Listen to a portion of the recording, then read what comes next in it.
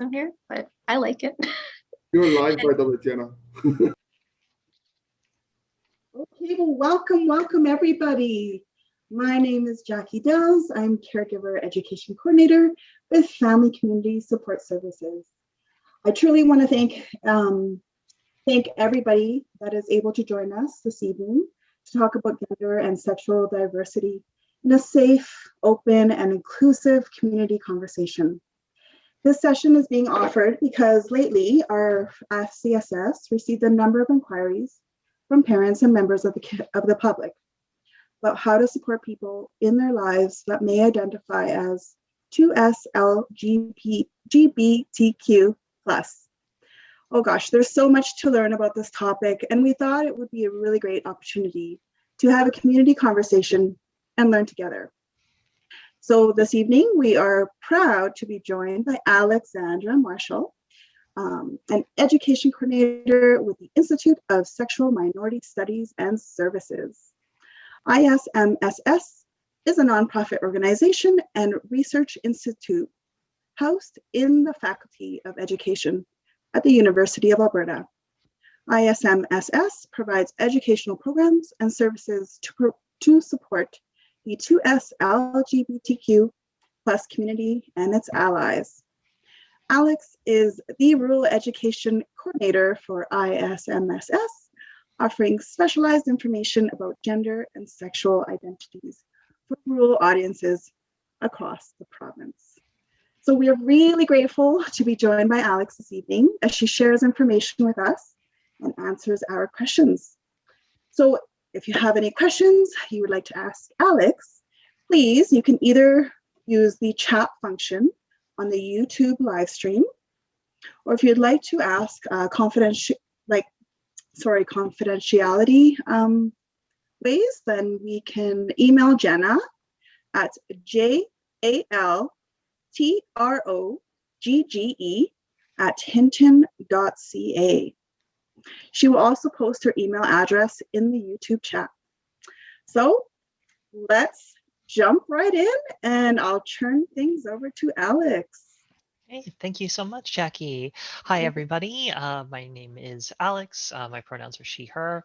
As Jackie said, I work for the Institute for Sexual Minority Studies and Services. We usually say ISMIS.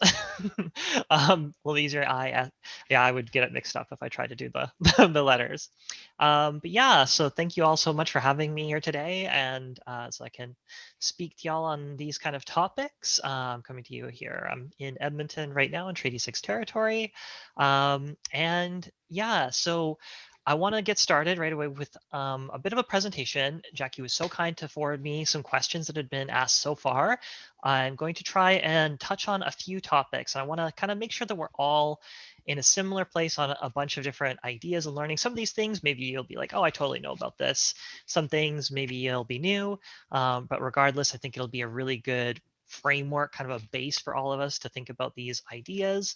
And then I'll go into the questions that I've received. Some of them should be answered by the presentation. If any aren't, then we can go through and talk about them more as we're going through. Jenna, if questions come up, please feel free to just like interrupt me and be like, oh, somebody had a question about this in particular, so we can address it right when it comes up. So I am going to share my screen here. Hopefully that's coming through all right. Please let me know if anything doesn't show up on that one. I'm gonna put captions on as well. Hopefully that did, just in case anybody needs that, it could be helpful. All right, so yeah, to get started today, hello. As Jackie said, I'm from ISMIS, and today I just want to think about us as parents and community. What's our job? And I like to think of it as creating a safe, welcoming space for everybody, in particular, all youth. So when we're thinking about these topics, that's something to be aware of and kind of to keep in mind. Who are we doing things for? Who are we making safer? So in this presentation, we're going to talk about 2S LGBTQ+ identities, some of the terms that you might have heard, the importance of including 2S LGBTQ+ topics in our communities and our spaces, and tips for a safer school and a community. Also give you some resources and opportunity to share and ask some questions. So just a few guidelines. So the first one I want to talk about is participant confidentiality. Now on a live stream that we're presenting and everything like that, it's kind of like a honor system that if somebody asks a question or shares something that's a personal story, I just ask that we keep that here and that we're not like sharing people's personal story. If you're like, I think I know who said that or who asked that, maybe just like not share that too much. However, the things I talk about, the learning pieces, take that far and wide. I'd love for you to share that with folks. Be unpolished but correct with care. So what I mean by that is sometimes when I'm doing these presentations, people are like, I have a question, but I don't know the right word for it. I don't want to be politically incorrect and say a word that will be offensive or a phrasing that isn't really good. And all I ask is if we're coming from a place of learning, that people would be, hoping that people will be free to ask those questions. This is my job and I love it. And I love the weird, interesting, fun questions that we get. And I would much, much rather you put those questions out now at kind of a space of learning than be nervous to, and then later on ask that from somebody who maybe isn't prepared, like, somebody you're working with, youth, children, things like that. So I'd rather I get those questions than somebody else. Just ask that we're all respectful of each other and the comments. I'm not able to see like the chat or anything that's going on as it's going on in the YouTube one, but just as long as everybody's being like mindful of each other and respectful. If you can't take it in, take it with you. So what I mean by that is if I say something that's kind of outside of your own personal ideology or something that you're not necessarily agreeing with, I just ask that you take it in, sit with it, and give it a thought for a little bit. And finally, if there's anything I can do to make this place more inclusive, if I'm talking too fast, too slow, too loud, too quiet, please let Jenna know in the chat and she can let me know as well. So to get started, I just want to start with the acknowledgement that we will definitely encounter 2S LGBTQ youth, whether you know it or not. In a study of 2017 of Canadians, about 13% of Canadians identified as LGBTQ+. 38% of millennials surveyed said they weren't completely heterosexual. And that kind of change that you're seeing there isn't something that is because of any change in the demographics at all. More and more studies are just showing that if you create space where people feel safe to talk about who they are, you're going to get more people being honest about who they are. So as we create protections and create spaces and people just allow people to be themselves, we get to learn a lot more about who people are. So that's just something to be aware of, that when we go through our daily life, you might think, oh, I don't know anybody who is blank. But to be honest, you very well might. I grew up in very, very rural Alberta, a really tiny little hamlet called Joffrey, population 192 as of right now. My parents still live there. And growing up, there was definitely the implication, I would say, that there was nobody who was queer, nobody who was gay or lesbian or trans in our community. But that isn't something that turned out to be true. So just being aware of that, if we create the space, people can be honest and talk about who they are and be themselves. But if we don't create that space, then we don't get that sort of like freedom in our communities. So just recognizing that this diversity is all around us. Interestingly enough, 20% of queer youth identified as something other than lesbian, gay, or bisexual. So that's maybe somewhere on the gender spectrum. We'll talk about gender identity and some of those pieces, but that's a very large number of youth who identified as queer didn't identify just as lesbian, gay, or bisexual. They had other words and ideas for their identity. There's a cute little poster that was put up in, I think it was Virginia or someplace in the States. And I just always kind of like think of this and trying to be aware that if we don't talk about queer identities, it doesn't stop a person from being queer. It just stops them from living a real and authentic life. I myself I identify as a transgender woman. I grew up seeing nothing but cisgender people my entire life, and that did not change who I was one bit. It changed how free I was to live as myself, but it didn't change who I actually was. It kind of reduced my happiness and my ability to live authentically. And so if we kind of don't create that space and we don't have these conversations, all we do is hurt people. So kind of a harder piece to talk about is the mental health of, in particular, 2S LGBTQ+ youth. youth face 14 times the risk of suicide and substance abuse than their straight, cisgender, heterosexual peers. And again, if I'm saying any of those words, you're like, I don't know what that means. We're going to get through some of those terms in a minute.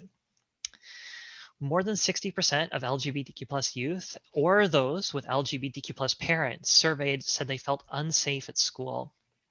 And by the way, all the information that I'm putting on this, everything we create, we try as much as possible to inform it with research and look at the best practices of educational and psychological pieces. I have documentation of all of this. If you would like it, please let me know and I can send you. We have a very big list of all of our sources. 2S LGBTQ plus students experience homophobic and transphobic comments, verbal harassment, physical harassment, sexual harassment, and these are even worse for those who are trans, female, or people of color, and people who have intersections of identity. So they have like multiple facets that face this kind of discrimination can face it even worse. We run here at Edmonton the Chew Project through my organization, which is an outpost that offers support for 2S LGBTQ plus youth who are experiencing homelessness. In a recent survey in Edmonton of those who experience homelessness, we found about 40% identified as 2S LGBTQ plus. A really, really common narrative was they came out at their school or their family found out that they were queer or trans, and they were either kicked out of their house or they were put into an unsafe environment in their home and they had to leave. So that's just something we never want to see, or we never want to imagine youth who face homelessness or anything like that just for being who they are. Now that paints a pretty grim picture, but it's always really important to remember that if we give a supportive and affirming environment for youth, similar outcomes to their straight peers is what we see. There's a phrase, social determinants of health, meaning the situations you face can fix or hurt your health, and that's your physical health and your mental health. And youth who are in an environment that's difficult, where they face a lot of bullying and issues, that's when we get that worst case scenario. But youth who live in an environment that's really affirming, where people, don't judge them for who they are and who they love, they have the same kind of outcomes as the rest of their peers. So we are legitimately saving lives when we make space for these queer youth. And again, these are research pieces and studies done in Canada, in Alberta, in America, all over the world. This is what we find. So I want to go through some topics and terms, like a few of the things that words you might have heard, words you might think, oh, I've kind of heard that. I'm not sure exactly what it means. I'd like a better understanding of it. I've heard these acronyms as I've been going through, and I'm never really sure what they mean or what all of them are part of. So I'm going to try and give a kind of a framework, an idea of what they all mean. So I'm going to start out with this one, which I've said a few times, 2S LGBTQ+. So this is, again, a few different words that match identity pieces, but every single one of them fits in kind of this framework, and there's lots and lots of other words that fit in there. So these words are good for like showing us a little bit of where those frameworks are, but I'm going to talk about what they all mean. And I'm going to do so using this cute little infographic from an organization called the Trans Student Educational Resource. It's the Gender Unicorn. I'm going to talk about some concepts: gender identity, gender expression, sex assigned at birth, and attraction. And I'm going to get started with the phrase sex assigned at birth. So that's indicated by the DNA in the crotchal region of our unicorn there. Sex assigned at birth is just a medical term. It's what the doctor writes on our birth certificate when we're born, when a baby is born. When I'm talking to youth and doing this presentation, I'll say something like, when a baby is born, the doctor will say, it's a, and they'll all yell, boy, or it's a girl. And so I'll say, yeah. So baby is born, the doctor takes a real quick glance at the baby and its body parts and writes something on the birth certificate. So that's what we typically hear is, male, female, but there's another one, intersex, which is one that maybe people don't hear about as much, but it's important to kind of note that intersex is like basically another sex assigned at birth. If you think about when we're having those definition of male, female, intersex is anybody who has characteristics that don't fit into those binary notions of male or female. So their characteristics don't fit into either of those two spaces. And there can be many, many different things that could fall into. So anything that we think of as, associated with sex assigned at birth, particularly, can fit there. So that can be genitals, it can be chromosomes, it can be hormones, any of those things can be part of it. So very often people will say like, oh, well, we have just the two sexes, but even that is much more complicated than we get to in, if you take, I taught biology in high school for a while, and even in the later biology of in high school, they don't get into differentiation of sex too much. But later on, when you learn more about like the nuance of how reproduction happens and how complex and amazing all life is, you learn that things get a lot more complicated than the Punnett squares we learned earlier on in science. So, for example, very often people kind of would say something like, oh, chromosomes, XY chromosome is male, XX chromosome is female. But there's people who have what's called Klinefelters. They can have XXY chromosomes. So they have two X chromosomes, which we normally associate with female, and a Y chromosome, which we normally associate with male. But where would we put them? When that person is born, most often the doctor would say, it's a boy and write male on their birth certificate. But later on in life, if they take a test, they actually have a chromosomal system that's different than what we would normally classify people in. Somebody could have a little piece on their Y chromosome kind of jump onto an X chromosome. So when they're born, again, the doctor might say it's a boy, and they grow up and they find out they don't have any Y chromosome. They only have X chromosomes. There's lots and lots of different things that we typically kind of associate with sex assigned at birth, and all of them function on a spectrum. So one of the examples I often use for youth is I might talk about octopus. So there's a blanket octopus, which is really, really cool. They're beautiful. If you never heard of it, look up a picture of them. They're gorgeous. The female is about 2 meters, 6.5, 7 feet long. The male is about 1 inch long. They're very, very different. There's no kind of overlap there. Whereas if we think about humans, there's overlap in every single trait that we associate with sex assigned at birth. Another example I often use is height. If you take the average height for everybody assigned male when they're born in North America, their height is about 5'10". All the people assigned female, height's about 5'5". Now, does that mean if you see a woman who's 5'11", you'd walk up to her and be like, you are above the average height for a man. I am going to call you John, and I'm only going to use he, him pronouns with you. That would be really strange. We'd all be like, no, you can't do that. You can't just look at a person's height and decide who they are. And that seems really obvious. But then if we think about any single trait that we associate and we think of as this is what decides sex, actually all of them function on a spectrum. People can fit anywhere on that. It's not always apparent, though. It's not always that the doctor looks at the baby and says, oh, this baby is intersex. A lot of those traits aren't visible at birth, maybe later in life, at puberty, when trying to have a child, when taking a very specific test. That's when a person might find out that they're intersex. Sorry, was that a question, Jenna? Oh, sorry. Nope. Oh, no worries. I just thought I heard something on there. Okay. And it's not uncommon. If you took the whole human population of the Earth, it's about 1.7% of people have something that would put them on that spectrum for one trait or another. So in the whole world, there's actually more people who are intersex than there are who are Canadian. So that's always really important to think of when you're like, oh, it's not very many people. Well, I mean, 1.7% might not sound like a ton, but it's more than there are Canadians. So I think if somebody said like, we're not going to worry about Canadians, I'd probably be like, hey, wait, there's enough of us to worry about and to like make space for. All right, so that's our sex assigned at birth. Gender identity is independent from our sex assigned at birth. Gender identity is about who we see ourselves as. It's self-conceptualized. Who are we? We think about ourselves inside as a woman, as gender non-binary, or as a man. So gender non-binary is the one that maybe people haven't heard as much. It's what I like to call an umbrella term. So an umbrella term just means it's a word that has lots of other words that can kind of fit underneath it. Like a good example is pasta. If I say, I'm going to eat some pasta tonight, people are probably going to be like, oh, I have a general idea what you're going to eat, but I like, is it spaghetti? Is it macaroni? Is it lasagna? I don't, I have an idea, but I don't, there's lots of other words that could fit in there.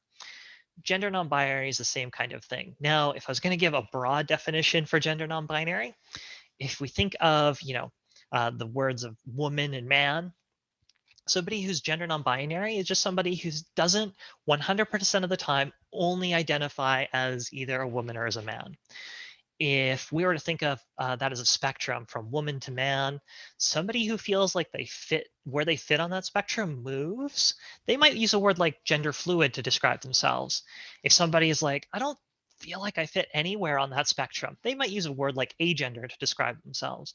If somebody's like, I fit on 2 or 3 places on that spectrum, they might use a word like bigender to describe themselves. So those are all words that fall under that gender non-binary umbrella, and they're all ways that people can kind of think about and understand their own identity. Again, we never want to like take a term and like put it on somebody. Identities and ideas and terms, these are great things for us to think about for ourselves and be like, yeah, that fits. That kind of like really jives with who I am. Like when I hear that understanding, that sounds right to me, and that kind of touches on things that I've heard and how I feel about myself inside. So having these words and these kind of concepts, when we think about it, what is the concept? There's lots of different words that could fit in there, and people will have different understandings and relations to those words. Because our gender identity is what's inside and how we see ourselves, you can't assume it just by looking at somebody.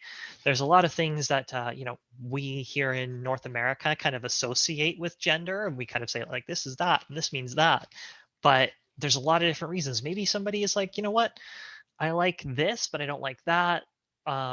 Maybe they're not in a safe space where they can really show their gender identity to other people or talk about it. So you can't just look at somebody and know what's in their mind and in their heart of who they are. So some of the terms people might have heard before, cisgender and transgender. So transgender, that's like me. When I was born, the doctor said, it's a boy. And I grew up and I was like, thanks, I hate it. That's not who I am. I'm not a man, I'm a woman. So I would describe myself as a transgender woman. Cisgender is when what the doctor says when you're born kind of aligns. So if a baby is born, the doctor says it's a boy, and they grow up and they're like, yeah, that fits, that checks out. That person might use the term cisgender to describe themselves. Now, again, when I'm going through my daily life, living my life, I usually just refer to myself as a woman. I don't add the transgender piece unless I'm like talking to my doctor or you folks and talking about these identities and pieces as well. But it's just important to remember that when I say I'm a transgender woman, I'm a woman, but just there was something else written on my birth certificate. So sometimes people ask me that. They're like, oh, when somebody says they're a transgender man, what does that mean?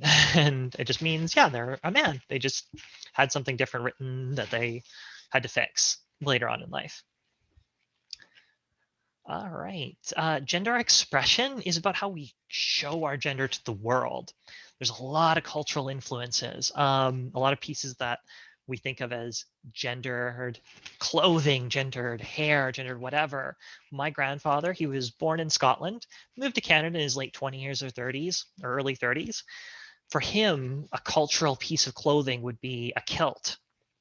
Now, if you don't know a kilt, it's a single piece of cloth that goes all the way around the lower part of the body, stops above the knees. It's plaid and pleated. A lot of other countries looking at that piece of clothing, they might be like, oh, that's a skirt. That's what somebody would wear to express their feminine identity. But for my grandfather, he'd say, no, this is a very manly, masculine piece of clothing. My father wore it to war. I wore it to a ceremony. So different countries will have different idea of what means what when we're talking about our gender expression. It's not static, meaning that it isn't the same. So when I was young in the 1980s, there was a lot of really popular bands that sometimes were called hair bands. They were like metal, and they were usually men who, wore their hair very long, or they did a lot of like really interesting things with their hair. So those bands kind of influenced the culture a little bit, and it became more popular, I'd say, for men to have longer hair. Not all men and not all like situations, and there's a lot of like variation, but I would say it became more common. Then in the like 90s, 2000s, it kind of changed back, and then it became much more common to see men with shorter hair. So that's just a change that's happened in my life. But if we go back even further, if you look at like art from 1600s France, if you look at the court and the nobles there, the men there would wear high heels because high heels were originally invented for men because they were something you'd wear when you're riding a horse, and riding a horse was a very manly thing to do. Those men would have really giant curly white wigs. They would usually be wearing like makeup, like a white kind of face concealer piece to cover up like acne and issues like that. Then they wear like lipstick and a bit of rouge and stuff like that. If I could like transport one of those really masculine, manly nobles from the French court to today, people would be like, oh, that's a really cool drag queen. Like that's somebody who's really expressing a lot of feminine pieces. But for that noble, he'd be like, no, this is me being very, very manly.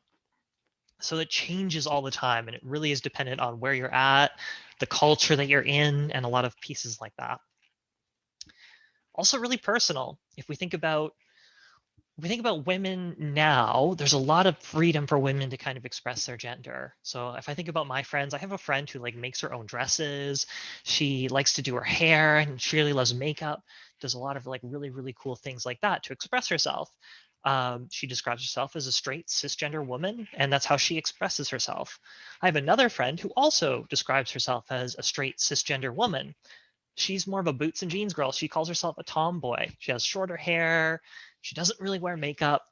So for both of them, how they express their gender is very, very personal, and it's very, very different. Same way as if I was to say, what does it mean to be Albertan? If you talk to somebody from Calgary, somebody from Hinton, somebody from Grand Prairie, somebody from Red Deer, they're going to have different ideas about what that necessarily means. So that's kind of what I mean when I say it's like personal. Nowadays, I would say it's a lot more restricted for men in a lot of ways. So a straight cisgender man probably couldn't just wear makeup or a dress without people noticing, without people like making assumptions about, are they a straight cisgender man?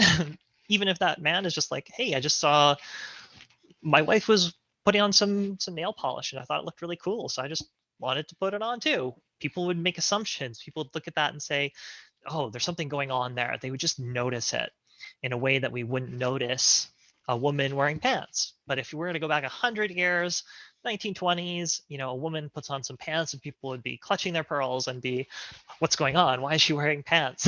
Why is she cross-dressing like that? Even though it's just a piece of clothing that doesn't necessarily tell us anything. And I think we're right now for men where we were for women 100 years ago when it comes to gender expression.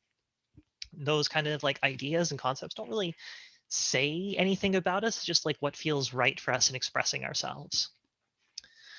There's some conscious and unconscious parts to this as well. So our hair, makeup, clothes, those things we think about. Unconscious things might be our word choice, our posture, our gestures. We don't really think about those things. They kind of just like happen, but it's like our breathing.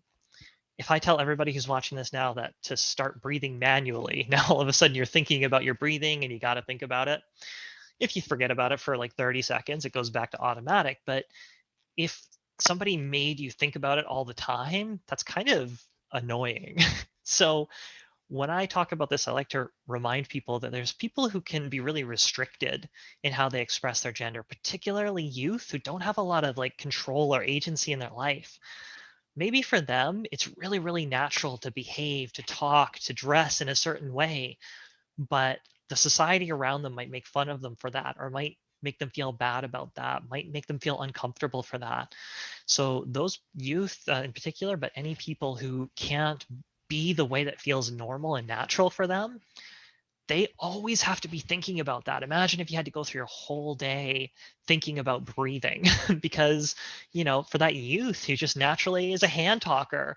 And here in North America, a lot of times talking with your hands and gesturing around, this is considered a very feminine trait. And that maybe that young boy just naturally talks with his hands, but then people make fun of him for that. And now he always has to kind of go through his life thinking like, oh, nope, hold that. Don't move your hands. Don't talk like this, don't act like this, don't walk like this, because people will make fun of them for it. And so they can face discrimination, restriction based on that sort of issue. So it's really important for us to always be mindful, especially in like our schools and when we're dealing with youth. Are those youth who are being discriminated against? What's the extra cognitive thinking brain load that they have to carry around with them all the time? And it can be pretty intense. Finally, I want to talk about attraction for this gender unicorn piece, and not just who somebody is attracted to, who they want to be with. Lots of different words we typically associate with this concept of attraction: lesbian, gay, bisexual, pansexual, straight. All of those are just words about who somebody likes and how they like them. There's a lot of different ways you can be attracted to somebody. It can be aesthetic, which is just how people look. There can be physical, which is, the holding hands, kissing, intercourse, things like that. And then emotional or romantic. And that's the more like desire for a long-term relationship, dating, marriage, long-term coupling in those kind of senses. All of those function independently. So if we think about how anybody could be on those spectrums, you can have somebody who has the full range of aesthetic attraction. Maybe they have little or no physical attraction to people, but they might feel emotional or romantic attraction. That person might use a term like asexual to describe themselves. Similarly, somebody who feels the full range of aesthetic attraction, full range of physical attraction, but little or no desire for like a long-term marriage or relationship might use a term like aromantic to describe themselves. So there's just a couple of terms that you might hear as well. And again, those end up being umbrella terms because there's so many different words that we could fit into this concept, this idea of attraction. One thing always to note is that ace, which is kind of a very common shorthand of asexual, or aro, which is a shorthand of aromantic, identities aren't pathologized, meaning we don't look at them as a medical problem. It's different if I were, for example, to take medication that reduced my desire for physical relationships. That would feel wrong to somebody who that doesn't matter, that doesn't affect. That person might be like, oh, I'm not really happy to feel this way. This isn't normal for my inherent levels of physical attraction. So that person would probably want to talk to the doctor about it. But if somebody just naturally in their inherent way of being doesn't feel that attraction, there's nothing wrong with that. We've done a survey for at the university for undergraduates, and the most recent one, about 7% of people identified as somewhere on the asexual or aromantic spectrum. So that's just something to note. And a very common theme by those people was that, hey, I don't talk about this with my partners. I don't talk about this with other people just because nobody knows about it. Nobody talks about it. So I think that's another one of those ideas and concepts that it's really important for us to just make space for and to acknowledge exist. I want to talk about pronouns really quick. So you'll notice when I introduced myself, I said my name is Alex. My pronouns are she, her. Some people, particularly folks who identify as gender non-binary, may use they, them pronouns. Really useful because they're not prescriptive about gender, and we use them all the time, both singularly and plurally, meaning talking about one person or talking about a group of people. If I were to find a cell phone on the ground when I was in teaching my class, I might be, oh, somebody lost their phone. I hope they come and pick it up soon because I want to give it to them. So I'm really talking about one person, but we use it all the time for a singular. If you are working with like students who are ESL students, which is something that I do, and they're coming from a country that has like only older style guides, they might say something like, oh, they, them shouldn't be used singular in formal context, but that is not true anymore. All modern style guides, so if you do any writing, you might have heard of style guides like APA, MLA, Chicago style guides. They all list singular they, them as appropriate for both singular and plural. Kind of a change that's happened in language to make space for people. And yeah, so that's just something that is absolutely appropriate and true in English. Some people might use what's called a neopronoun, which is similar to they, them in that it might not be prescriptive about a person's gender. It might be though. Somebody might use a neopronoun because they want to say like, hey, I have a gender. It's just English doesn't really mark it in any way. So that's why I use a pronoun like zizier. It can also be used to prevent ambiguity. So they, them can be singular or plural, kind of like you. If I have a group of people, I can say, you are great. If I have one friend, I can say, you are great. In both situations, it can work, but it can sometimes be ambiguous. if I have a non-binary friend and they're in a group of people, I can say, oh, they like pizza. And it might be unclear. Am I talking about the one person or the whole group? In that case, if they use a neopronoun, it kind of prevents that ambiguity. If I said like, oh, Z likes pizza, in that case, we know I'm just talking about the one person. So neopronouns, kind of a more recent addition to the English language, although there's definitely historical precedent for it. And yeah, it's just a way of kind of creating space and changing the language to make it more inclusive for people. I remember when I was kind of growing up, there was a bit of a shift from some of the language that was like fireman, policeman into firefighter and police officer. And I think we can all intuitively see why that would be a more inclusive practice and a way to change language.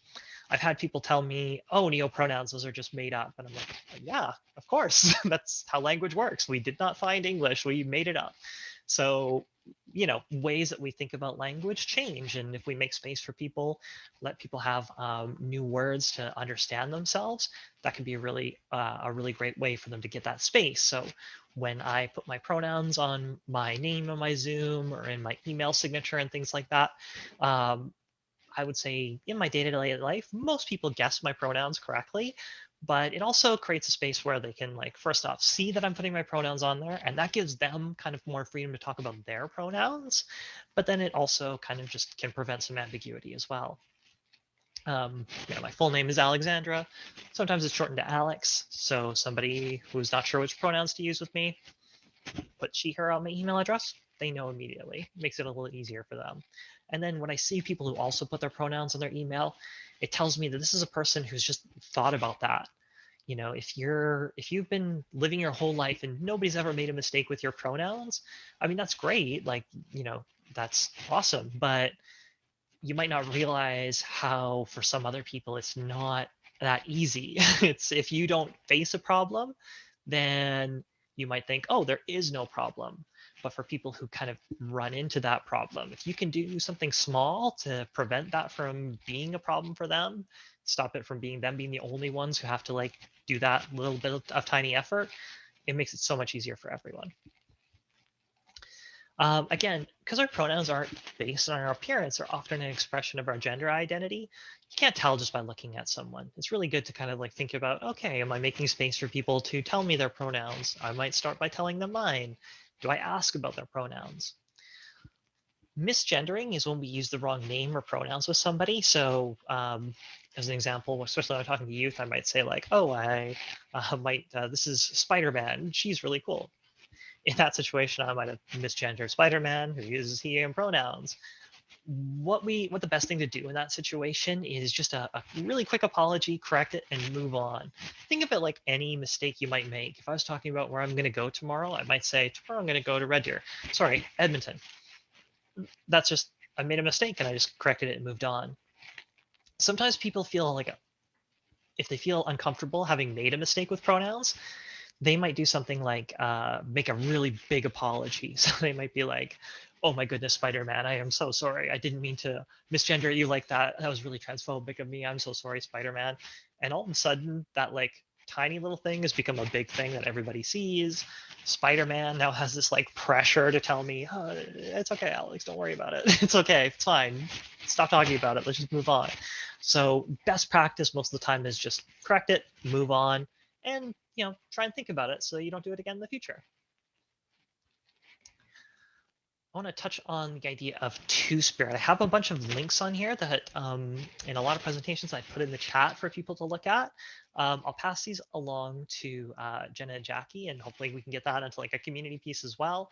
I'm not Indigenous, so I don't identify as TwoSpirit. It's much better to hear these kind of learnings from people who are TwoSpirit. But just as a quick broad definition from what I've heard talking to elders and knowledge keepers and people we have at our institute who are TwoSpirit, a good way to think of it is kind of that cross between Indigenous culture and spirituality and gender and sexual orientation. So there's a lot of different words that could be used in Indigenous languages. TwoSpirit is a translation from many different languages. So if I ask a Cree person, what does TwoSpirit mean? They're going to give me a different answer based on their knowing in their own Indigenous nation, versus if I talk to a Saulteaux or a Dene person, every different nation is going to have a different concept of what two-spirit means. It's going to be about the roles within their society as well. And so for some nations, it's going to be two-spirit people might be name givers. They might be medicine people. They might solve disputes. Lots of different like understandings and ways of knowing that. And there's a lot of really amazing cultural renaissance going on after a lot of destruction of culture from the residential school system. A lot of folks are doing really great work of like reclaiming and bringing back those identities. A couple of like strategy pieces for like just in our spaces if we want to be trying to be more inclusive, thinking about our language. Sometimes it's really easy to fall into very specific ways of talking, and it's always good to like re-examine and be like, what are we saying when we do these things? Things like just saying folks instead of ladies and gentlemen can be a really easy way to open up space for people who maybe are non-binary, don't identify with those terms. Using they or a name to describe a person if they haven't told you their pronouns, not making assumptions necessarily based on the name or how they look. Challenging gender stereotypes when you see them or hear them. So when somebody says like, oh, pass me the boys masks. I had it happen in a school once. Another teacher was telling me about that. They got a set of masks. They had blue and they had pink. And somebody was like, oh, can you pass me the boys masks? And we all knew what they meant by that. They were meaning the blue ones. But then it's like important to think about it. Like, hey, if one of the boys saw the pink mask and just like liked it better, would we kind of unintentionally make that boy feel worse about that? We just let them choose whichever mask they wanted. And one of the boys put on a pink mask. And then later on, they heard a teacher saying like, all right, give me the boys' masks. And, everybody gave them the blue ones. Then all of a sudden they're in a space where that young child is kind of like passively learning something about themselves and what they've done, and maybe made to feel a little bit bad about that. Children are like sponges for social situations. They notice when people around them feel uncomfortable or say things that kind of make other people uncomfortable. So just being mindful that there's a lot of things that we do in our life that are kind of unnecessarily gendered.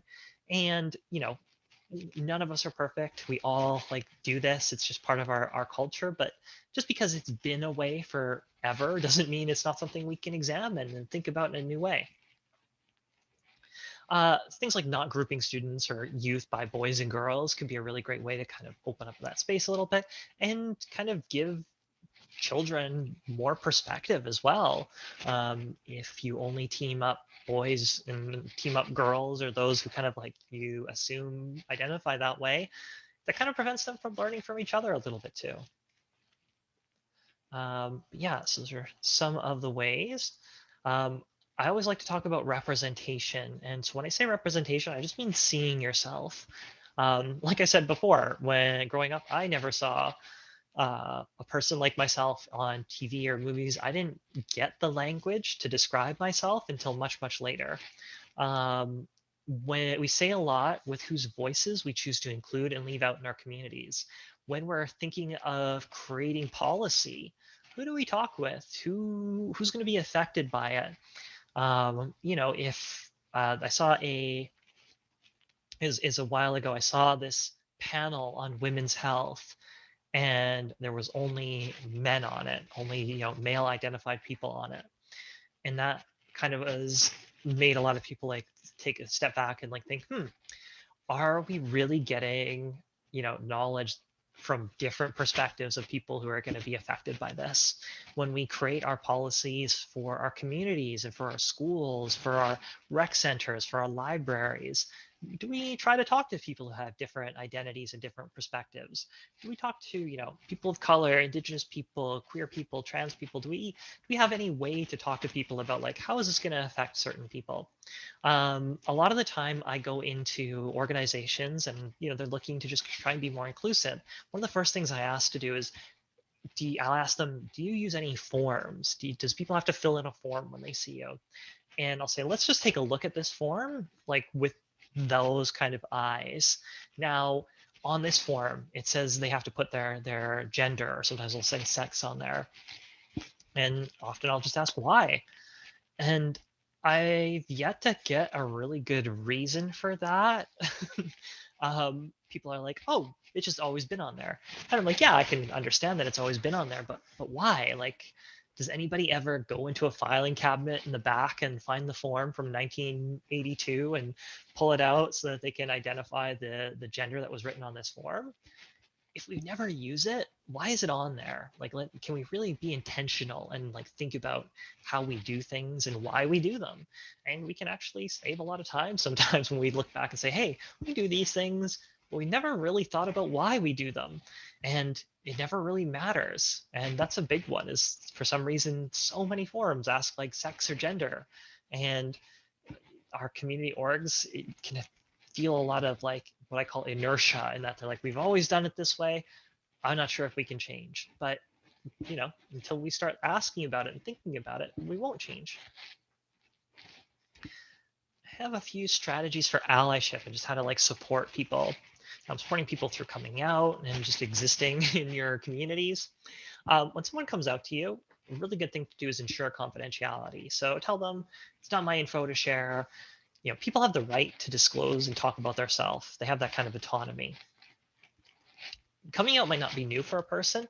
Think about the tone and the manner. So if somebody like a youth or somebody adult just tells you like, oh, by the way, I'm gay, that's my boyfriend, really nonchalant, they don't seem to, it's not a thing for them, then that's a good kind of tone to echo or mirror back to them. For them, it's probably not a big deal. However, if somebody comes up to you and says like, I want to talk to you in private, and they're like in near tears, and they're like, I don't know how to say this, I can't even say the word, but I've been really thinking about my gender and if, you know, the word man fits for me, that person might need a lot of support. In that case, it might be really good to like echo that, mirror that energy back and be like, oh, well, thank you so much for telling me that. You know, what can I do to support you? I'm not gonna, do you want me to tell anybody about this? I won't tell anybody unless you ask me to. Respectful language. So listen to the words people use to describe themselves and then use that language back with them. I often use the word queer. It's really common in like academia and in a lot of circles that I work in. We use that language.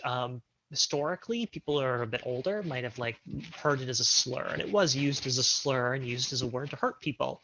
So there's a lot of folks who aren't comfortable with it, and they would never use that word to describe themselves. They don't like to use it to describe others, and that's okay. That's just like what their experience with that word has been. A lot of other people have kind of tried to reclaim that language and say like, you know what, I'm not going to let people use that word to hurt me. If I use it to talk about myself, then they can't use it to hurt me. But if somebody doesn't use a word to describe themselves, it's not good for us to put that label on them. Like I said, labels and words are kind of something for us to learn about ourselves, not to put on other people. Offer support, but don't assume a person needs it forever. So if we think about, a second here, making sure that the chats come in. Great. If we notice that you know, somebody needs some help, they ask us for support in something, then that's great, but that doesn't mean that they'll need it forever. We should really be mindful of the fact that they might need to, you know, move past that sort of support and kind of move forward and start doing these things on their own.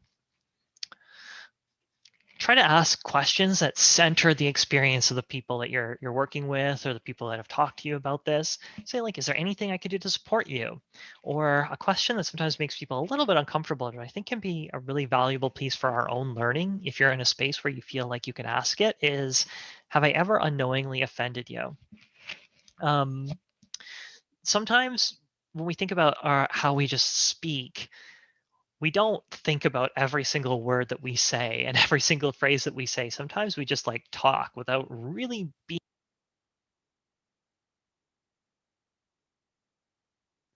Sorry, my headset just died there. Sometimes we talk without really thinking about exactly what we're saying and the meaning behind it. So what can happen sometimes is we'll say something and it could affect somebody in a certain way, and we probably won't remember it 5 seconds later, but for that person it might be like a flashbulb moment, and they might remember that forever. Talking with lots of other queer people, I have, almost everybody I've talked to has a memory of before they came out, before the people around them knew that they were queer or gay or trans or bi. They remember hearing something from somebody that they trusted, or somebody they respected, who maybe even if it wasn't like necessarily a mean thing to say, just made that person think, oh no, can I talk to this person about who I am? that person maybe thinks, oh, I'm in my group of friends, nobody here's queer, I can say something, I can make a comment, I can make a joke. And that person has to like live with that and remember that for a really long time. And asking that question opens up the space for a person to talk about what their experience has been with you, and it can be a really great learning moment for you to think like, oh yeah, I guess I do say that sometimes, I never really thought about how that would affect somebody. Thank you for telling me, thank you for making me kind of realize how I use my language. Demonstrate your support in words and in action. So very often we talk about like when people are like, oh, what can I do? And I'll say like, there's lots of things you can do to be an ally and to be supportive. One of the things is like putting up a pride flag. And I think that a pride flag is a really great thing to put up to show that you're being an inclusive space. I know myself as a queer person, if I walk into a store or I walk into something and I see a pride flag, I get like Terminator vision. It's like, I notice it immediately. I'm like, okay, this probably is a safer space, or it's probably a place that I can feel a bit more at ease because I likely won't be made fun of. I won't be misgendered intentionally. I won't be, people will probably be respectful of me. But one thing to be mindful of is that when you put something like a flag out there, that kind of comes with kinds of some conditions in a way. So if you own a store and you put up a flag and then somebody comes in and starts saying like really, really terrible things, really homophobic things, I think it might be kind of good to think about how you would handle that. Will you just let that happen with no comment? If you do, are you really making a safer space for somebody to come in there? What does that flag really mean then? And I think if you're like in a position where you feel like if that happened in front of me, I don't think I'd feel comfortable addressing it. I don't think I could handle standing up and saying something if a person was using, really homophobic or transphobic language, or saying something that was really, really offensive or mean or cruel. Then I would say it might not be a good idea for you to put that flag up. Maybe you can try and find other ways to support people, but if you are trying to say that this space is safer, there's a bit of an obligation to make it a safer space. And that can include like ideas about what do we do if somebody comes into my shop, if somebody comes into my classroom, if somebody comes into my library and they start saying homophobic slurs, when they start making fun of somebody for looking different or for behaving differently. What am I going to do in those situations? And if you don't feel like it's a space where you can stand up and be that ally and not be a bystander, then I would say maybe don't put up a flag, because again, there's something of an obligation there when you say, I'm going to make a space safer. You kind of have to do it, or else me walking in, if I walk into a shop and I see a flag on it and I'm like, oh, this is awesome. And then, you know, in front of the storekeeper and in front of the staff there, one of the other clients calls me a fag. I'm gonna maybe feel like, okay, so what did that flag mean really? If this isn't a space where people are gonna try to help me or defend me in these situations, or somebody gets in, really aggressive with me or rude with me or something like that, then I would prefer if there hadn't been a flag there to make me feel like I was safe when I wasn't. And especially for youth who are going to be looking for those spaces where they can maybe feel a little safer. And then offer resource referrals when you're thinking about like, hey, if I work in a community organization, if I work in a place, who do I refer people to? If somebody comes to me with questions about gender or sexual diversity, what can I do? Being mindful of that can be really valuable and helpful. Some more tips on creating a welcoming community. Avoid assumptions. If you're not sure, you can always ask. Somebody, uses a term that you're not familiar with, then you can ask, oh, what does that mean to you? If somebody describes themselves as, tells you, hey, I'm pansexual, and you're having that conversation, you might say like, oh, I haven't heard that term. What does that mean to you? That can be a great way for them to talk about it if they want to talk about it. And if they're already telling you about themselves, they probably want you to know what that means. Use inclusive language again, partners, significant other, spouse, parents or guardians, rather than just making assumptions. I have a coworker who went to a job interview and he's gay, and during the just before the interview, the person who was interviewing him asked if he had a wife, and so he was like, oh, what do I do now? Like, do I come out right now before my job interview and possibly change my chances for getting this job? Or do I kind of hide a parts of myself again and not talk about it? And, for him, he thought, I need employment to live, so I'm just going to say no. And then maybe if I get hired, then I'll tell them about my boyfriend. But when we use inclusive language, again, it just makes that space for people to not show that you're not making an assumption about who they are.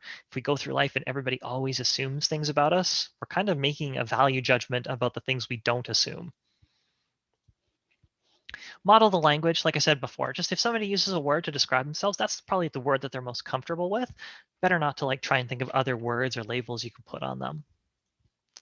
Assist others in recognizing correct names and pronouns. This is going to be part of that like allyship piece. If after this presentation, you're talking to somebody and they're like, oh, that Alex, yeah, he was talking some strange stuff. Just maybe give them a quick correction. Oh, Alex, yeah, she was talking about some strange stuff. Just a really gentle reminder like that can be one way to correct somebody and like make them realize, oh, okay, I'm not going to let this person do something discriminatory, if that makes sense. So yeah, just thinking about ways that you can correct that situation or like help people to be aware of like what's expected. If you work in an organization and you're thinking about like, oh, what are our policies and procedures? Try to think about how do we prevent discrimination from happening? How do we be mindful of what's happening in our community when we're making our policies and procedures? Putting in like our non-discrimination statement can be really, really valuable. It can be a great way to think about who's going to be here and how are we making space for them. And then if you put it out there, make it clearly visible. It's kind of like the flag. Like I said, if I walk in and it said, we don't allow racist language, we don't allow anti-Indigenous language, Islamophobic language, transphobic or homophobic language, people who see that will be like, oh, okay, so somebody's thought about me and me existing in this space and what I might face in this space or spaces in my life. Think about your own personal biases, like how many times have you talked with somebody who's different in many different ways in your life? And who have I listened to when I choose to read a book? Who do I think about maybe who's written it? So maybe I can get a different perspective and a different way of learning and thinking about things. It's really easy to think, oh yeah, I read books, and so I have a lot of different perspectives. But if we only read books by people who have all the same kind of concepts of identity as we do, we might not get a very full picture about different ways that people see the world, and just how their experiences color that and change that.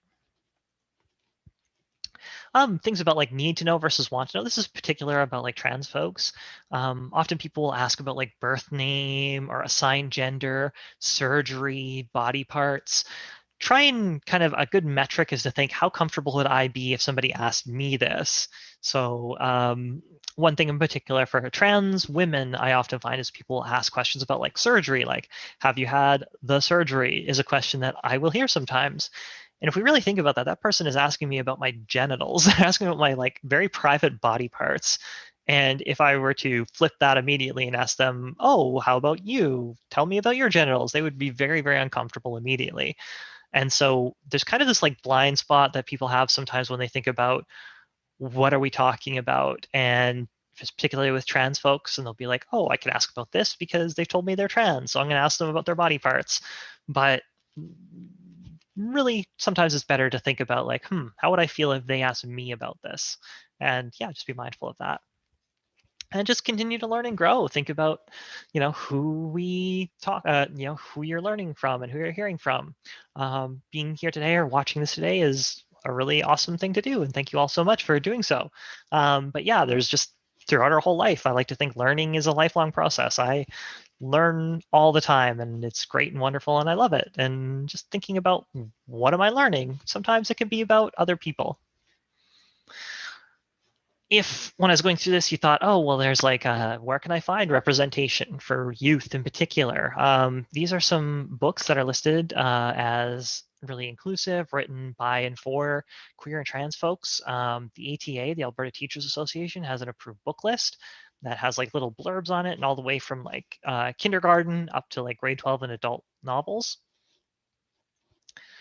Thinking about like your texts, like Trans Videos, Egal is an organization that has like lots of videos, people talking about their own life and stories. If you have Disney Plus, Out is a short film, again, about by and about queer folks. Soji, which is sexual orientation and gender identity film list. If you look that up, you can find it. TV shows that are made by people who, are diverse and have a lot of different experiences and identities. Maybe learning how they view different ideas is a really great way. Thinking about when we're talking with youth in particular, it's always really important not to just show a queer struggle, but queer success, like having people who are successful and happy. And, that's one of my favorite parts of the job is when I do presentations in schools for youth is very often after class or afterwards, some youth who themselves are queer will come up to me and be like, it's just really nice to see an adult who's happy and healthy and living their best life, because sometimes they're not really shown that. They're only hear the stories about, the bad parts. And not to deny that or say that there isn't bad parts to life sometimes and that discrimination doesn't happen, but it's important to remember that, you can live your life as yourself and still have a happy, full life. If you want little like nuggets and chunks of different perspectives and ideas, there's lots of different Instagram accounts or podcasts you can follow. Again, I'm going to try and give a list of these to Jenna and Jackie so they can hopefully post this in your community hub, websites and resources and things like that. So these websites, resources like my organization, ISMIS, we do talks about this sort of thing with community, with schools, organizations. We run Firefly in schools, so that's where we're presenting in schools. We have Camp Firefly, which is a camp run for gender and sexually diverse youth. It's run every summer. This last year and this year it's going to be online. PFLAG, if you never heard of it, stands for Parents and Friends of Lesbians and Gays. It's really inclusive of like all queer and trans identities, though. They have sites throughout Canada, and they do virtual meetings, some of them, and it's a great place for like just learning more. In particular, if you have family members or friends who are queer or trans. Kids Help Phone, I always recommend this when I'm doing in-school presentations. They're really, really inclusive of lots of different identities, and a lot of youth are much more comfortable texting. So they can text 686868, and they can do online kind of chat with somebody, and just if they need somebody to talk to. There's the GSA Roundtable. So GSA stands for Gay Straight Alliance. It's just an online student group that myself and another worker at ISMIS run. It's the second to last Thursday of every month. And yeah, it's just a space where we allow youth who might not be able to attend GSA in their school to just like talk with some other youth and just not feel alone, especially during COVID times. AltView is an organization that does a lot of work with families and parents, kind of like what I'm doing, but they also work within central Alberta around Edmonton kind of area, and they're a really great resource as well for connecting.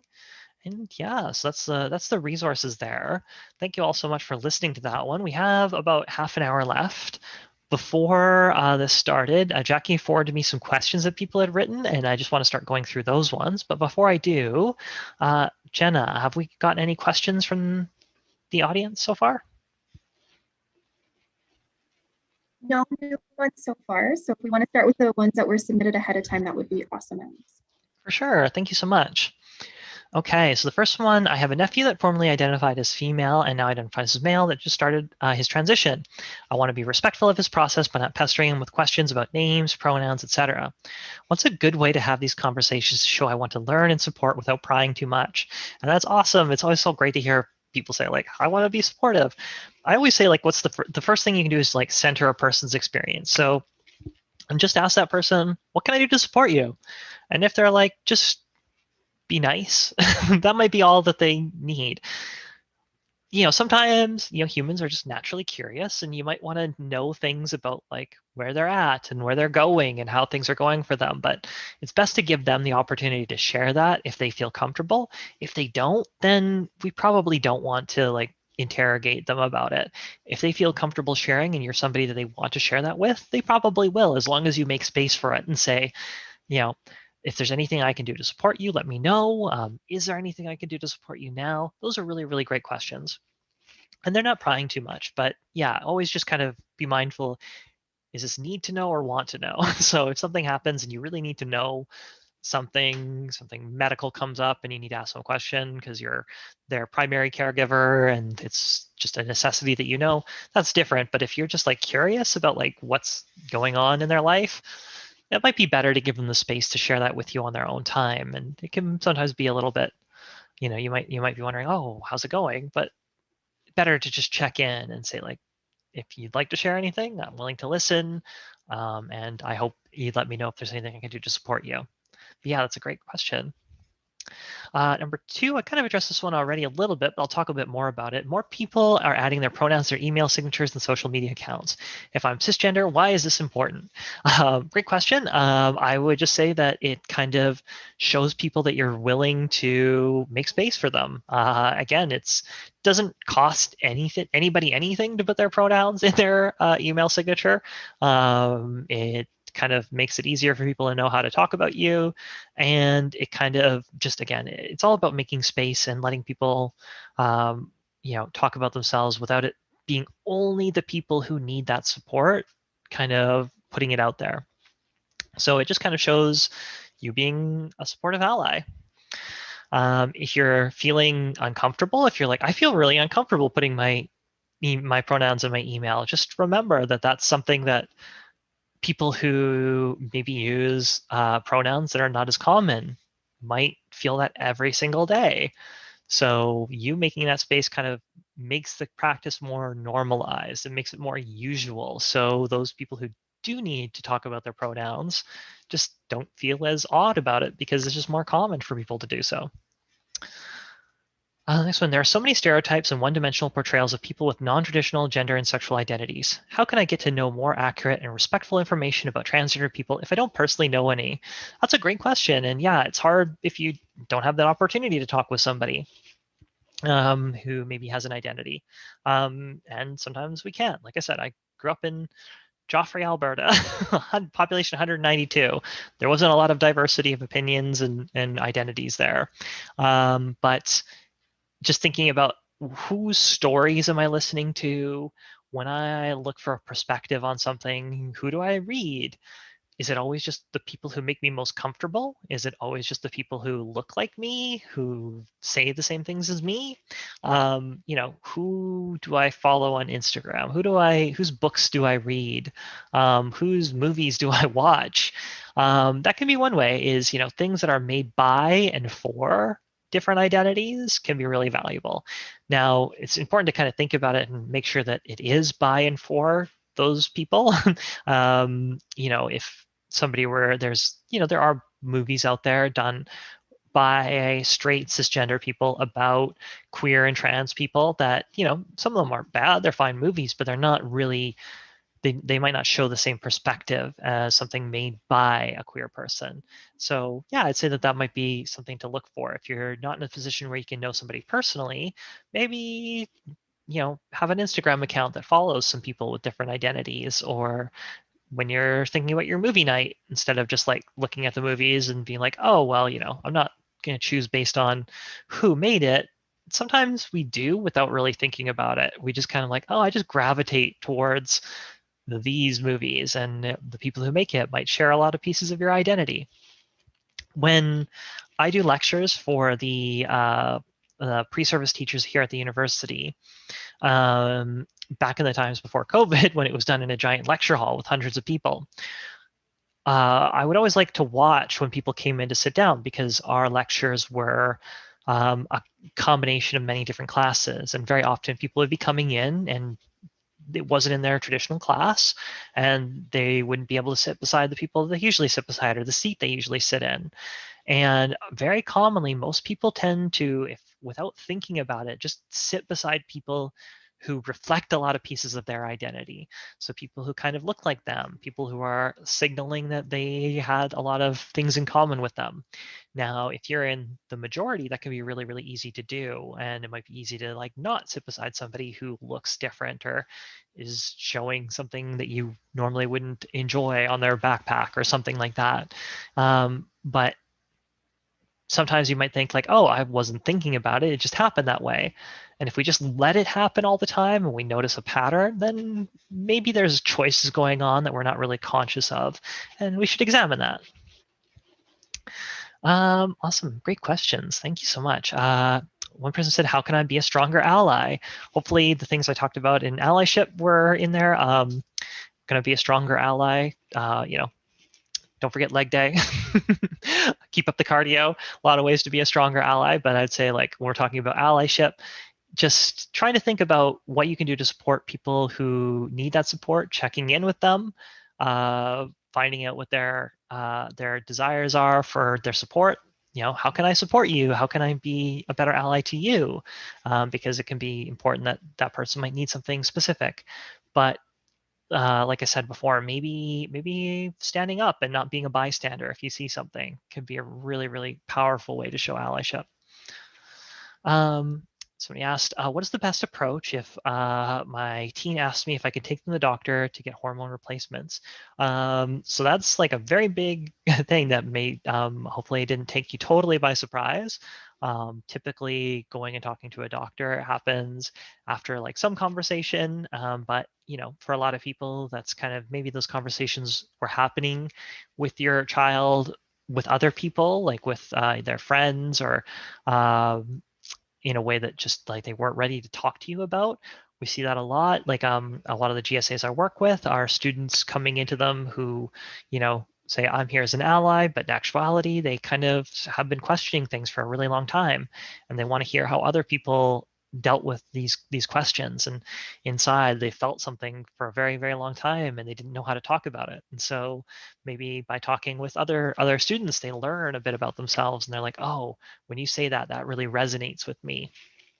Sometimes people worry that if you start a GSA that it's going to make more kids queer, but I can tell you, like, no matter how many straight cisgender people I've talked with in my life, it has done nothing to change who I am. And the same with youth, like thinking about who they are, they explore that. Some of them that can be a journey, which takes time, and they might not always know where they're going.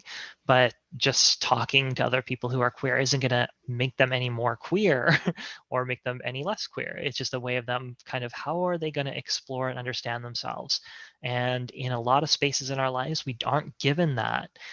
Growing up, nobody ever asked me about, my gender, and I was never given any space to think about it.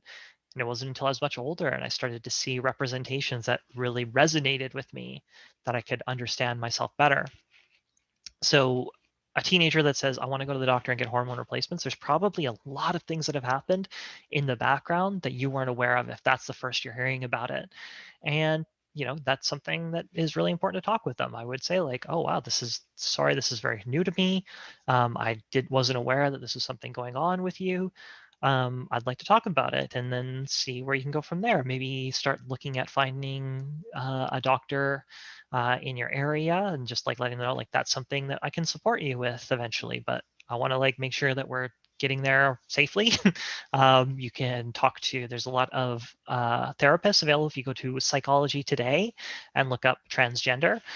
There's a lot of therapists who have like some knowledge of 2S LGBTQ plus issues. And even if you're not in a major metropolitan center, now is really great because almost all of them are offering Zoom or online pieces as well. So you could connect with that person, say like, I have a teenager who's like questioning their gender identity. They're interested in pursuing hormone replacement therapy. We just want to have a talk about it and make sure that we're getting them the right care. Now, talking with them about it and like making, finding where that is isn't the same as saying no. Like you don't want to just say no because you don't know what's brought them there. But like making sure that, they're in a place where they're ready is totally normal. And talk with them, make sure that they can talk to you about like these sort of things is really great. So if you give them the space to and they're talking to you about it, try to ask them, where do we go next? What would help you best? And I will tell you that getting hormone replacements in Alberta right now, there is a very, very long wait list, about 2 to 3 years to see the psychiatrist who would give them a prescription for that. The wait time is going down, but again, talking with a psychologist or a counselor who can give them support and kind of help them to prepare for eventually getting that is a really great way to move forward. Next one, what advice would you give a parent or educator that has a youth that will no longer answer their name and has given themselves a new name? I would say listen to them and use their new name. I think a lot of youth change the name as they grow up. They might use their middle name. They might use a nickname. I know a lot of Thomases when I was young who, parents, I won't answer to Thomas. It's Tommy only. And, there's nothing, we wouldn't look at that and see that as like an issue that necessarily is really terrible. We just say like, oh, okay. I mean, why not? It's your life. It's your existence. I think you should have some say in how you're going to be addressed and how we're going to talk about you. So if you have a youth who's much more comfortable with a different name, then use that name. And they might just be trying it out to see how it fits and how it makes them feel, and maybe that'll shift or change, or maybe it won't. Maybe they'll be like, yeah, this really suits me, I really like this, it fits so well. And that's just how it goes. Is sexual orientation something people are born with or something they choose? So sexual orientation, most research has shown that it's something that we're essentially born with. Most people who are gay or lesbian or bisexual talk about around puberty starting to really recognize. There are some biological pieces, particularly there's a part of the brain called INH3, the interstitial nucleus of the anterior hypothalamus. Again, I taught bio and I love this stuff, but that has been shown to be really indicative of somebody's sexual orientation. There's a lot of biological pieces that fit with that. So just as a general kind of thing, we think that there are a lot of pieces that indicate people are born with some proclivity to be who they are.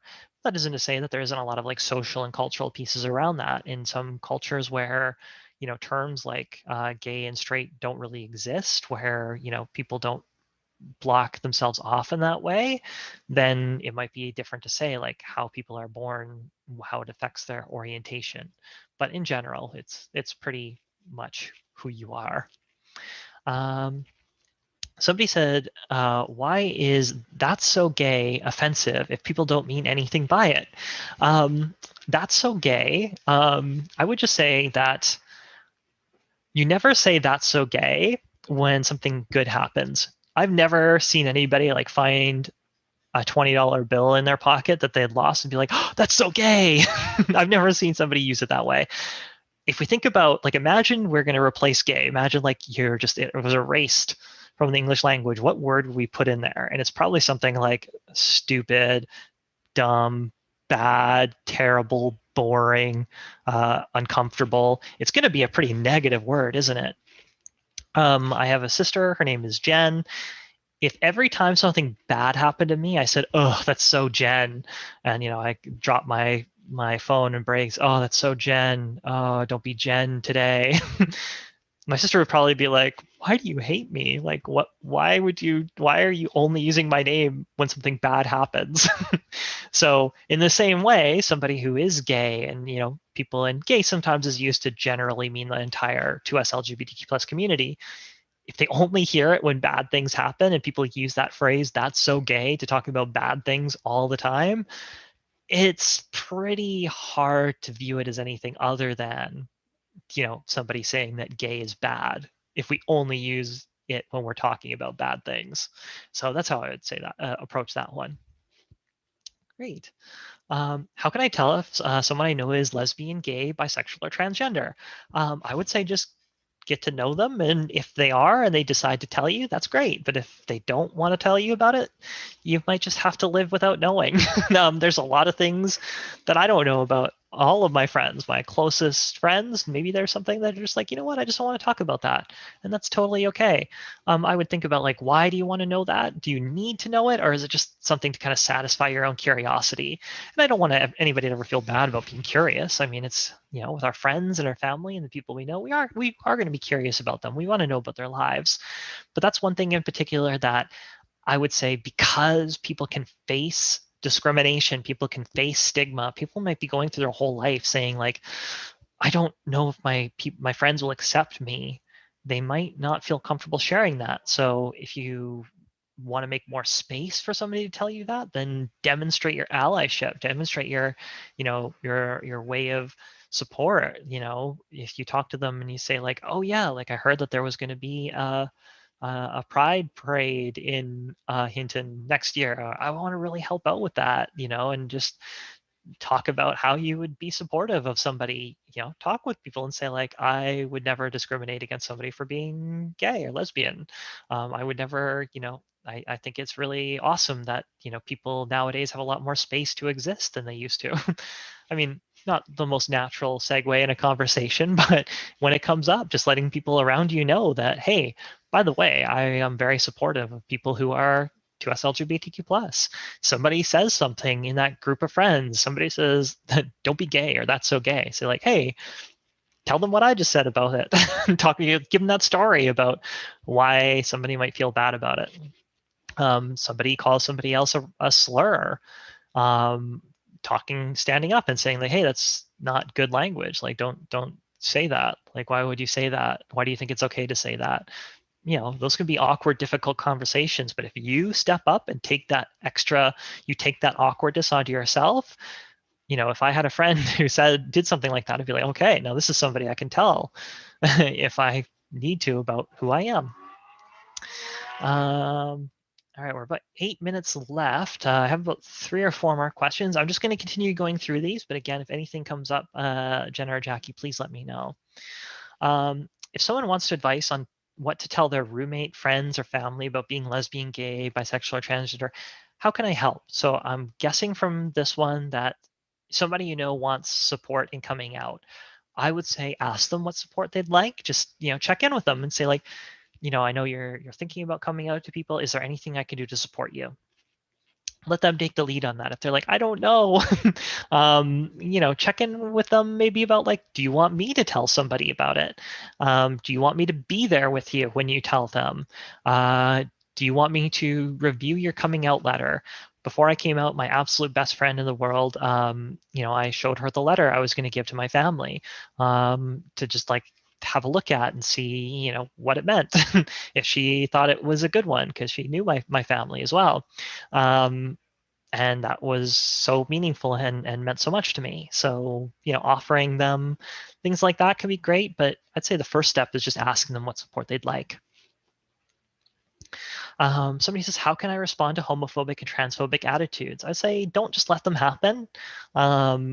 It's such an awkward situation sometimes, and I understand that. It can be so hard to be the person who stands up and says, like, that's not right, when we hear racist language, homophobic language, transphobic language, any language that like is specifically meant to hurt somebody. It takes some bravery to stand up and be the person who says, no, like, I don't want that in my community. I don't want that in my house. I don't want that with my friends.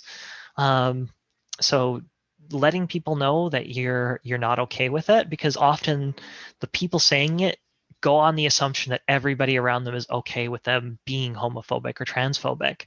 If you can signal to them like, I'm not okay with it, I don't accept that, then they quickly can learn like, oh, okay, this isn't a space for me to be terrible. Maybe they'll give them a chance to rethink that. Maybe they don't recognize what they're saying is hurtful, but finding some way to stand up and let people who are saying things that are hurtful know that you don't want to hear it.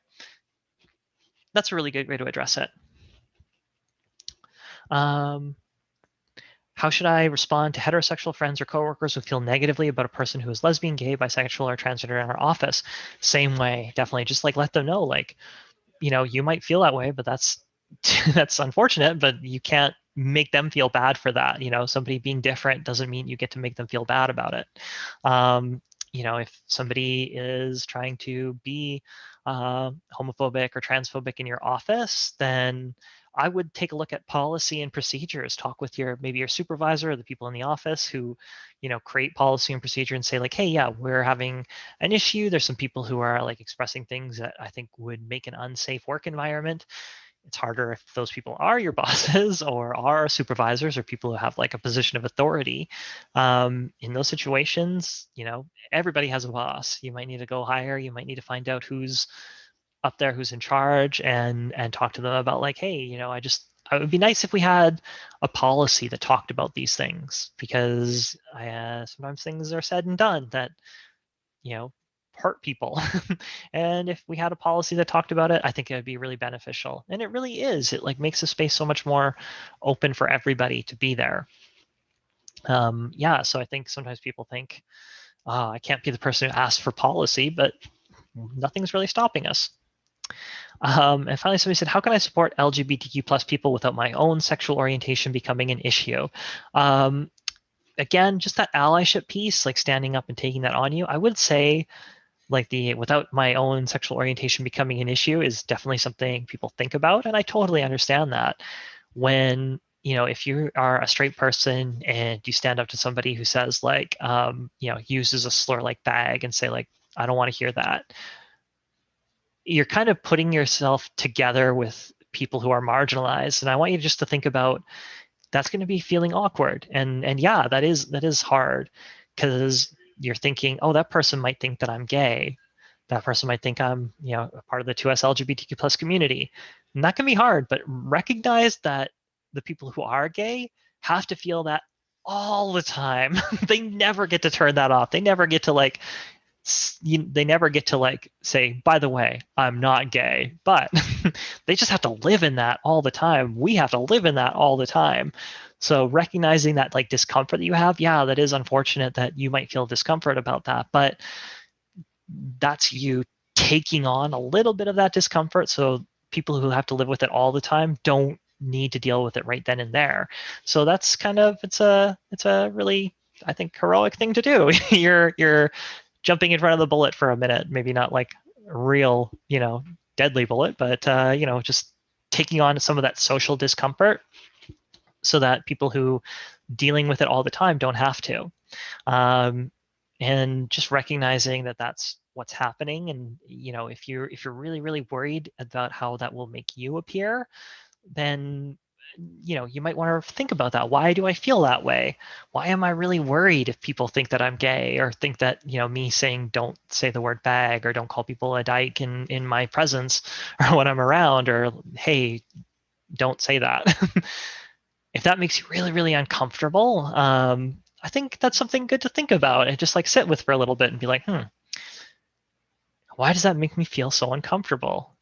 Does the chance that somebody might think for a moment that I'm queer make me really feel uncomfortable? And what does that say about how I think and feel about people who are queer and gay and lesbian? And you know, it's a good kind of thought experiment to like work yourself through and think about. But if you get to a point where you're like, I can't do it, it's too uncomfortable for me, then, you know, maybe try and find another way to show your allyship and support. But I think it's a good thing to think about too, is like, why does that make me so uncomfortable? Okay, that's all the questions that I've had from sent from before. Is there anything else that's come up? The only other thing we had come up was just a comment. Rowan commented on our YouTube live stream just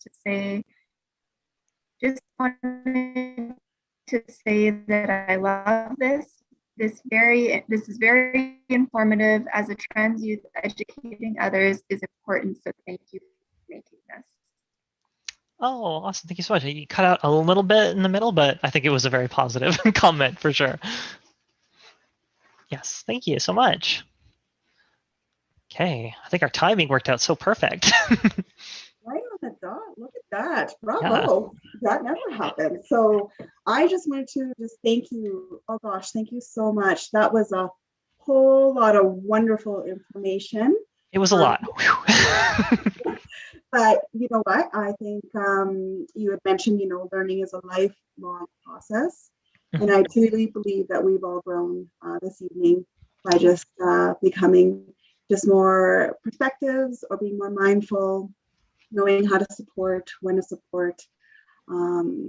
It's a huge topic, but one that is absolutely important. And I know with being in a rural community, sometimes that support is not, there's not enough of it. So we really truly appreciate your time here tonight, and Yeah, I'm excited to continue this this conversation. So Definitely. if you folks can bear with me, I'm just going to share our next. Here we go. We see that, everybody? Yes, it came up for me. All right. So we are still really excited because we still continue with our conversations. What's really exciting about the next two is more of exploring and more of a deeper conversation, having more discussions with Alexandra. So we have our next one is Tuesday, March the 2nd from 6:30 to 8 p.m. And we, again, are exploring gender for parents of preteens, as well as our next one is Wednesday, March the 3rd from 6:30 to 8 p.m. And that one is for parents of teens. The only difference between these ones is it does require sign up. It won't be live, so this is a great way just to explore more deeper conversation with Alexandra. And you can register at hinton.ca/FRN, or you're welcome to email me at jdelves@hinton.ca. As well as you can call me, whatever works for you, and I can help you out with that. So we look forward to seeing Alexandra once again, and I really can't thank you enough. That was absolutely wonderful, and very excited to continue this this journey of learning. For sure. And on my sheet there, I had my email. Again, it's jam20@ualberta.ca. I am the role support for queer and trans folks and communities and schools and all that. So if you have a question or there's anything that I can help with, please let me know. And yeah, I hope all of you have a great day and a great weekend. Wonderful. Thank you so much. Well, thank you, Hinton, and stay well, stay safe. Thank you. Till next time.